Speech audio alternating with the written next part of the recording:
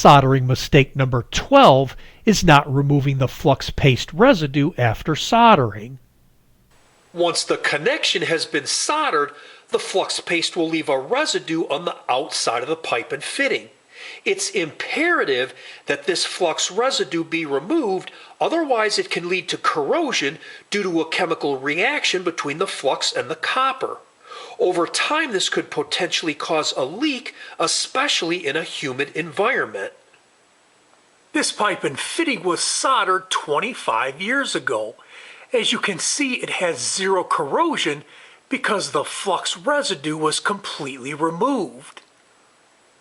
This pipe and fitting was soldered 25 years ago on the same plumbing system. As you can see, it has some corrosion because the flux residue was not completely removed. In order to ensure a clean, long-lasting, corrosion-free connection, you need to remove the flux residue after the soldered connection cools naturally. This can be performed with either a damp rag or a damp sponge.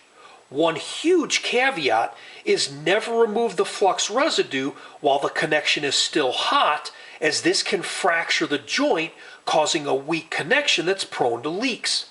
When you remove the flux residue, if the connection makes any sizzling sound or releases any steam, stop immediately as it's not cooled enough.